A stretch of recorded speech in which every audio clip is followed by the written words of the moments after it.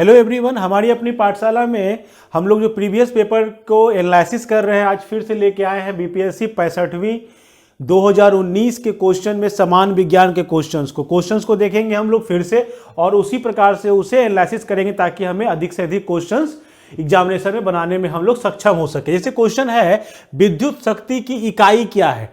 यहाँ पे आपको ऑप्शन दिया हुआ था एम्पियर, वोल्ट, कोलम, वाट और उपयुक्त में से कोई नहीं या उपयुक्त में से एक से अधिक।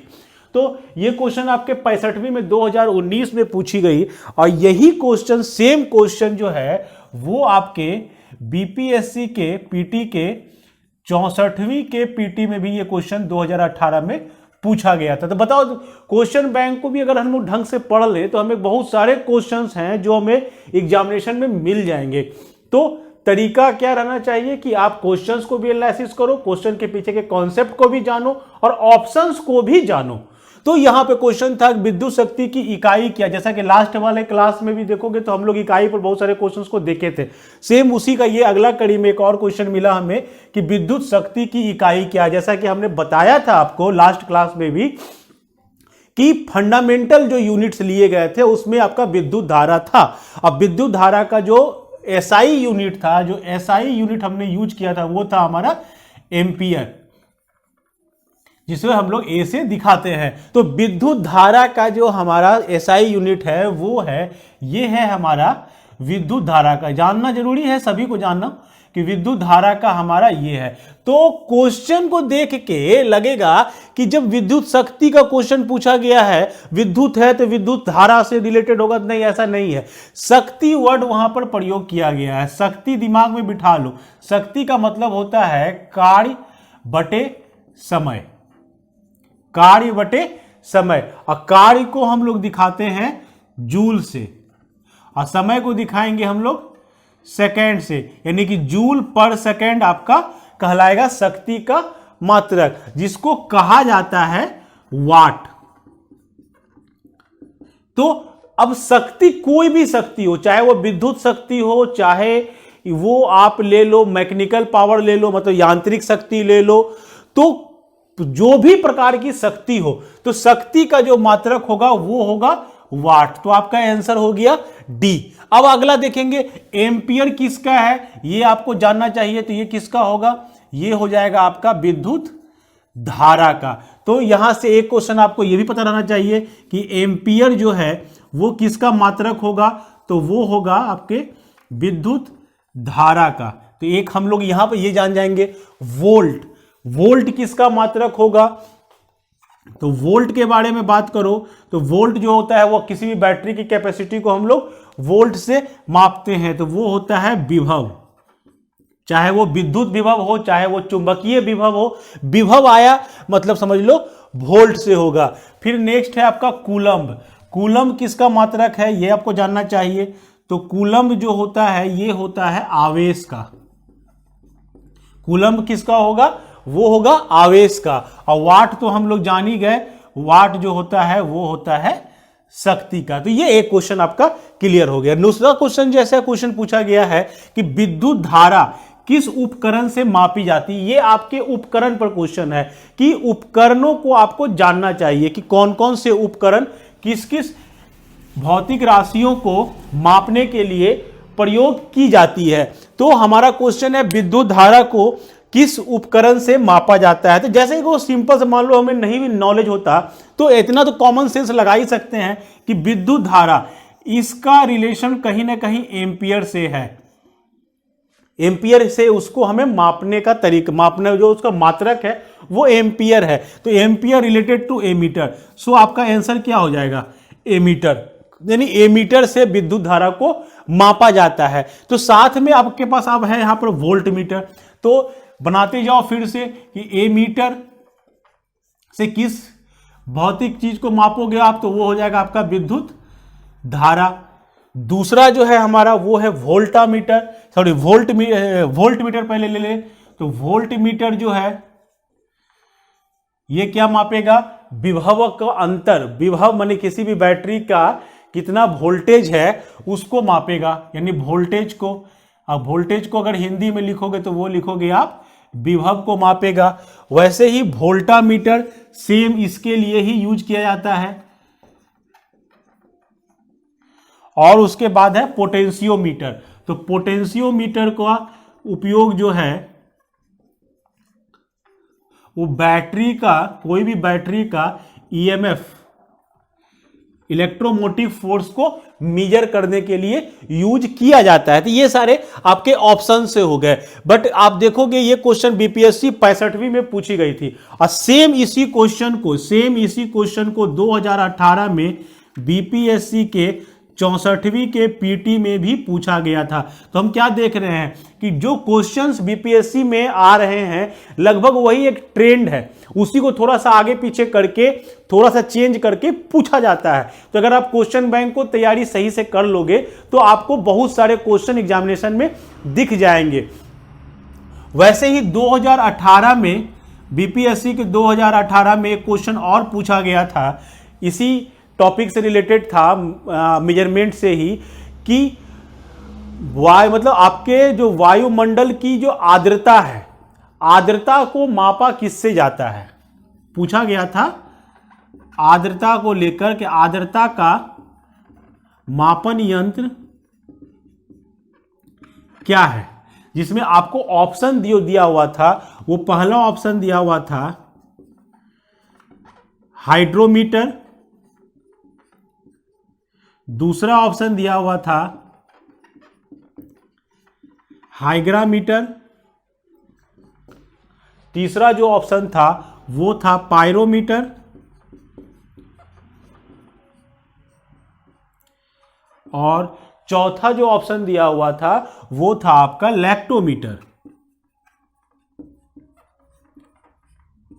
अब पांचवा जो ऑप्शन था वो आप जान ही रहे हो क्या होगा, कोई नहीं या एक से अधिक।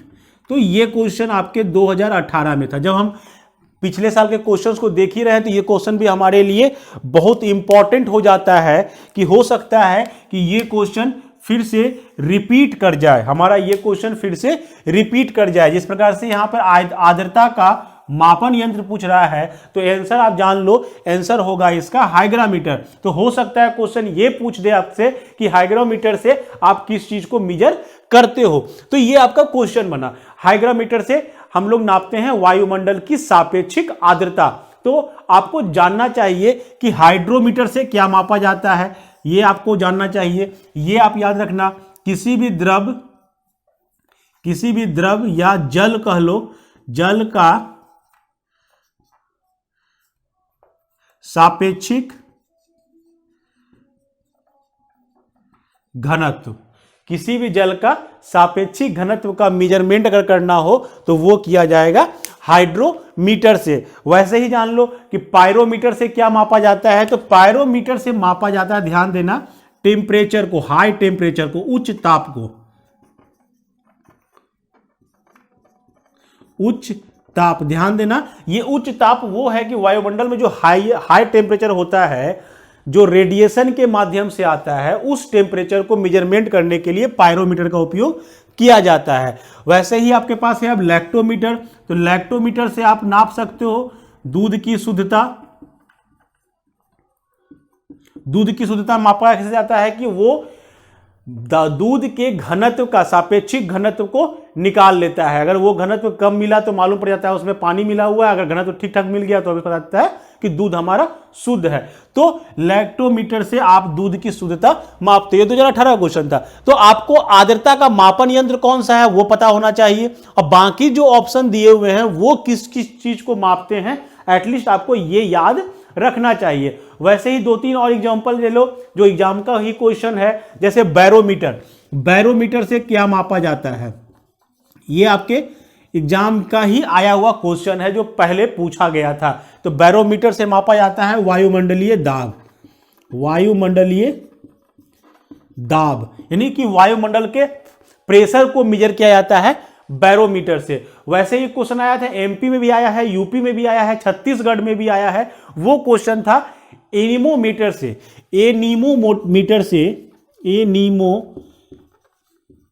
से क्या मापा जाता है, तो याद रखना ये मापा जाता है पवन वेग। क्यों ये बताया जा रहा है, ध्यान दो कि अभी जो लेटेस्ट गवर्नमेंट है वो भी विंड एनर्जी पर काम कर रही है और विंड एनर्जी से इलेक्ट्रिसिटी प्रोड्यूस करने की कोशिश की जा रही है। तो कहीं ना कहीं आपका जो पवन का वेग है उसको यूज किया जा रहा है इलेक्ट्रिसिटी में कन्वर्ट करने के लिए। तो सो एनीमोमीटर ही आपके लिए इस बार के लिए इंपॉर्टेंट रहेगा। तो ये कुछ क्वेश्चन जो थे वो थे आपके मेजरमेंट से रिलेटेड। वैसे कुछ और क्वेश्चन 2019 के हैं वो भी देख लेते हैं हम लोग पहले।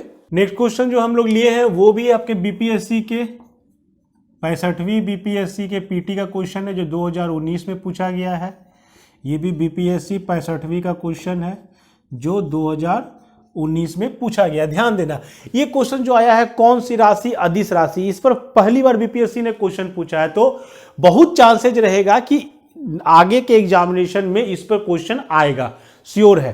तो अदिश राशि क्या होता है, थोड़ा सा कॉन्सेप्ट समझ लो कि जो भी भौतिक राशियां होती है, भौतिक राशियां बोलने का मतलब क्या हुआ कि जो हम जानते हैं, जो भी वर्ड जान रहे हो, वेग, त्वरण, बल, दाब, ताप, धारा, विद्युत शक्ति, ये सभी कहलाती है भौतिक राशियां। मतलब फिजिक्स में जो जो टर्म को हम लोग यूज करते हैं दैट इज नॉन एज भौतिक राशियां, फिजिकल क्वांटिटी। इसको बांटा गया है दो पार्ट में, एक कहलाता है सदिश, एक कहलाता है अदिश। छोटा सा कॉन्सेप्ट है, समझ लो। सदिश और अदिश राशि, ये क्या होता है कि सदिश कहा जाता है उसको जिस राशि में दिशा का मतलब ज्ञान हो, दिशा का ज्ञान हो। सदिश मतलब दिशा के साथ हो वो। जैसे कि मान लो बल, मान लो कि कोई एक वस्तु है, इस पर बल लगा, तो बल लगा तो बल किस ओर से लग रहा है ये बहुत इंपॉर्टेंट है। डायरेक्शन बहुत ही इंपॉर्टेंट है कि डायरेक्शन के बिना उसे समझाना।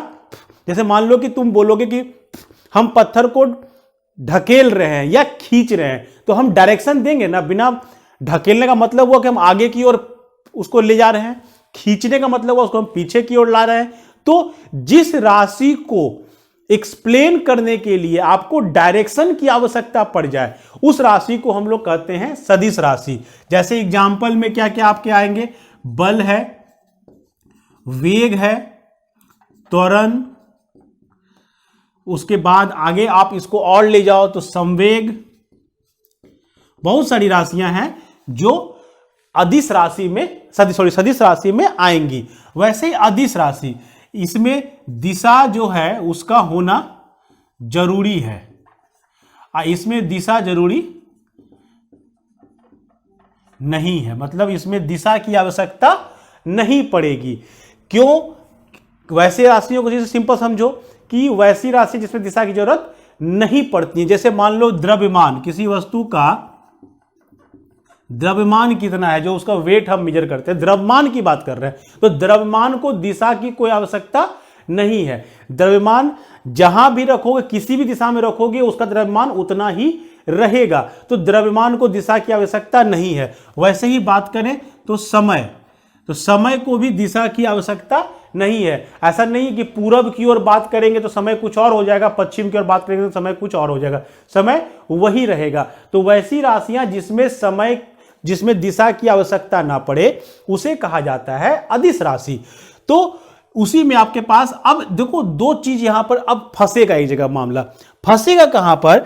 जैसे कि मान लो एग्जांपल हम ले विद्युत धारा का, ध्यान से समझना इस चीज को। विद्युत धारा को लेके थोड़ा कॉन्सेप्ट समझो। यहां हमने क्या बताया, दिशा होगा नहीं होगा तो ये वो, ठीक है चलो। अब विद्युत धारा पर मान लो कि ये स्विच बोर्ड है हमारा, यहां पे बल्ब है, यहां से तार जोड़ा हुआ है। हम यहां पे स्विच को ऑन किए, स्विच को ऑन किए तो गारंटेड है कि विद्युत धारा इस बोर्ड से मूव करता हुआ इस बल्ब तक गया होगा, इस बल्ब तक गया होगा, और बल्ब तक गया तो बल्ब जला।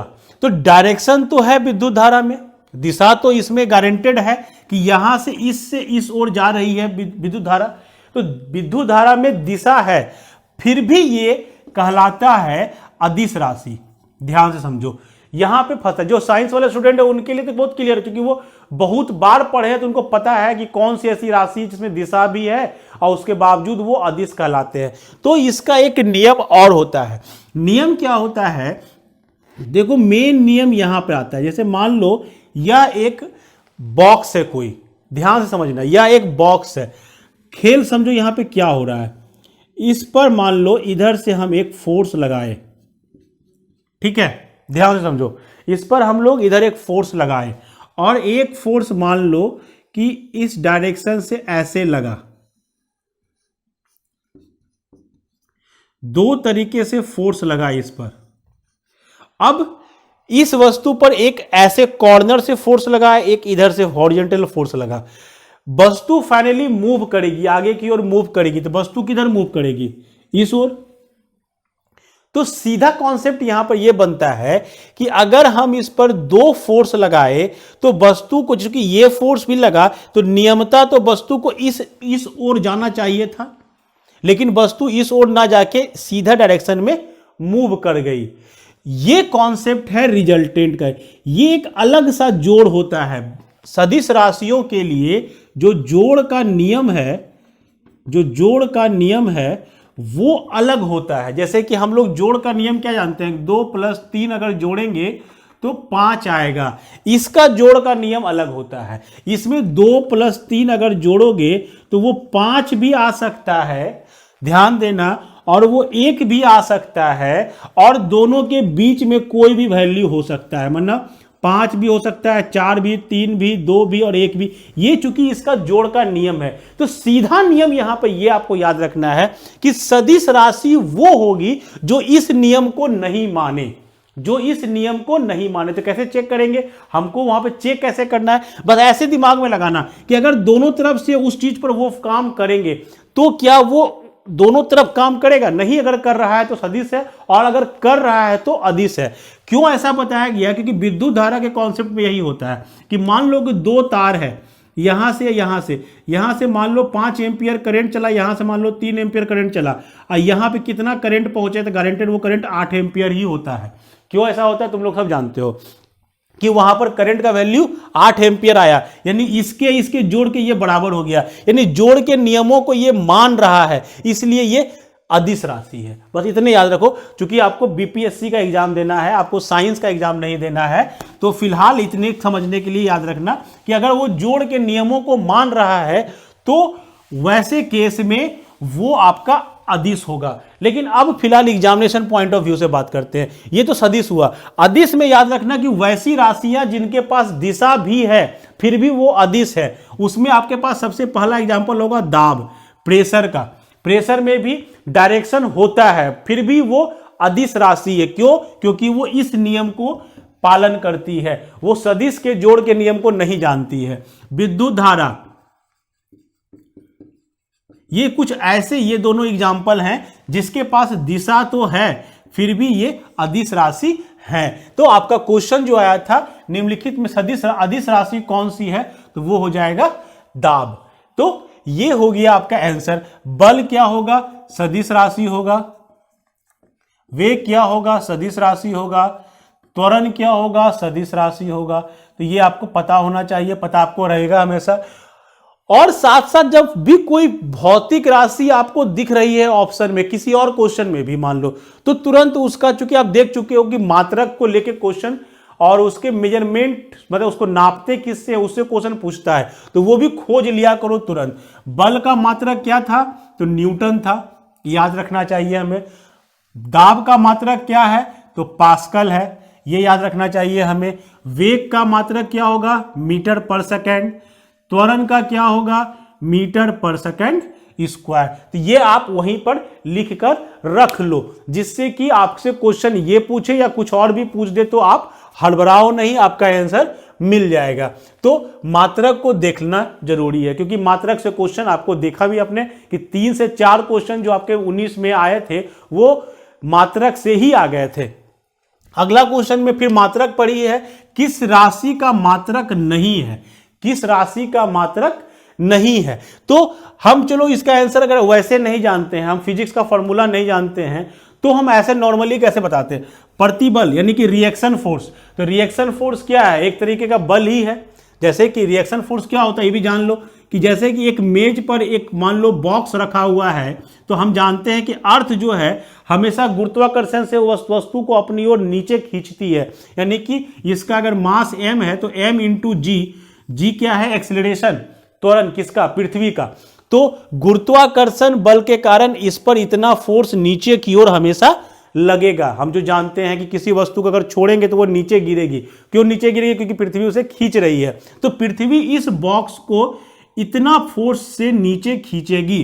अब क्वेश्चन है कि अगर ये नीचे खींच रही है तो इस वस्तु को, टेबल को तोड़ के नीचे चला जाना चाहिए, लेकिन ऐसा होता नहीं है। क्यों नहीं होता है, क्योंकि न्यूटन का तीसरा नियम कहता है कि बल के बराबर और विपरीत प्रतिबल लगता है, एक रिएक्शन फोर्स काम करता है। यानी कि चूंकि इस मेज पर इतना का बल लग रहा है तो मेज भी इस वस्तु पर ऊपर की ओर उतना का ही बल लगाएगा। रिजल्ट क्या होगा, दोनों बल चूंकि बराबर है और उल्टा है, विपरीत साइड से है, तो ये कैंसिल आउट हो जाएगा टोटल, और वस्तु इसी मेज पर रखी रह जाएगी। तो प्रतिबल क्या है, प्रतिबल भी एक तरीके का बल है।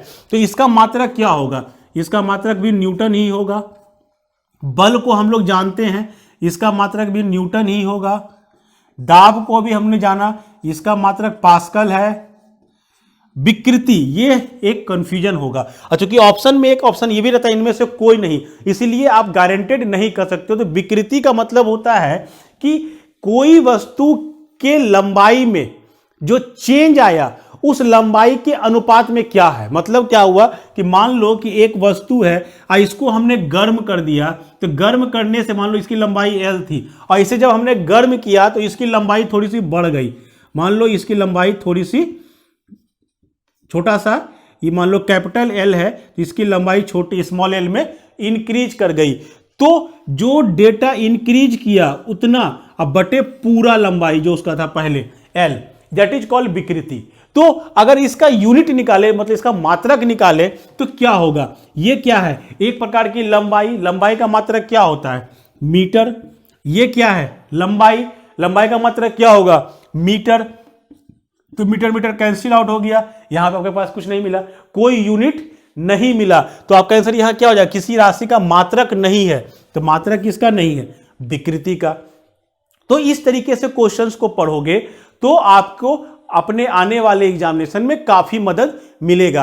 होप इसके पहले का भी जो सीरीज है, 4-5 सीरीज हमने डाल दिया, इकोनॉमिक्स का टॉपिक डाला हमने, पॉलिटी का भी टॉपिक डाला। इसी तरीके से क्वेश्चंस को केवल जल्दी जल्दी पढ़ते चले जाना है और अधिक से अधिक क्वेश्चंस को पढ़ लेना है, जिससे आपको एग्जामिनेशन में बहुत, मतलब 150 में कम से कम आपका question, number of question attempt जो है वो बढ़ेगा। ये बहुत इंपॉर्टेंट एक चीज बोलना चाहेंगे कि जो बच्चों का बैकग्राउंड साइंस नहीं है उनके लिए ये बहुत फायदेमंद है। क्योंकि साइंस वाले जानते हैं, जो आर्ट्स वाले हैं उनका हिस्ट्री पॉलिटी तो अच्छा रहता है, वो साइंस वाले क्वेश्चन को छोड़ देते हैं। अब बीपीएससी जैसा एग्जामिनेशन है, इसमें आपको 20 से 30 क्वेश्चन रहता है आपके साइंस से, चाहे वो फिजिक्स रहे, चाहे वो केमिस्ट्री, चाहे रहे बायो रहे, मतलब साइंस से 20 से 30 क्वेश्चन मिलता है। तो 20 से 30 क्वेश्चन का आपको एक लीड मिल जाएगा हमेशा। तो इतना क्वेश्चंस को अगर आपको पहले से नहीं भी पढ़े हो तो कोई खास फर्क नहीं पड़ रहा है। इतना जो क्वेश्चन बैंक जिस तरीके से हम बता रहे हैं, अगर इस तरीके से क्वेश्चन बैंक भी आप पूरा कर जाओगे तो आपको गारंटेड है कि उस 20 क्वेश्चन आपके वहां पर एग्जामिनेशन हॉल में बनेंगे। और नेगेटिव मार्किंग तो है नहीं, तो क्वेश्चन तो अटेम्प्ट करना ही है। जब अटेम्प्ट करना है तो सही तरीके से अटेम्प्ट करो, कुछ तो नॉलेज लेके जाके अटेम्प्ट करो, ताकि आपको वहां पर उसके सही होने के चांसेस अधिक से अधिक हो जाए। इसके पहले वाले सीरीज को देखना हो तो उसका लिंक भी हमने डिस्क्रिप्शन में नीचे डाल दिया है। और वो जो प्लेलिस्ट हमारा है वो प्लेलिस्ट ही है बीपीएससी की तैयारी प्रीवियस ईयर के क्वेश्चन से कैसे करें।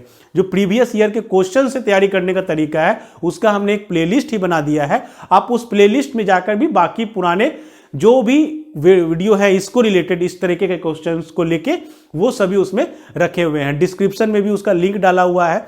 होप आपको ये क्लास अच्छा लगा होगा, तो थोड़ा सा चैनल को सब्सक्राइब जरूर कर लेना और बेल आइकॉन को दबा लेना, ताकि जो भी इस सीरीज में और भी सेशन हमारे आ रहे हैं वो सारे की नोटिफिकेशन आप तक पहुंच जाए और आप उस वीडियो को देखो और आप अधिक से अधिक क्वेश्चन को सॉल्व करो, आपका रिजल्ट हो, यही हम लोग का लक्ष्य है। अगर आप वीडियो अच्छा लगा हो तो लाइक कर लेना, शेयर कर दो थोड़े दोस्तों को ताकि अधिक से अधिक बच्चों तक ये पहुंच सके। चैनल को सब्सक्राइब करना मत भूलना। Thank you.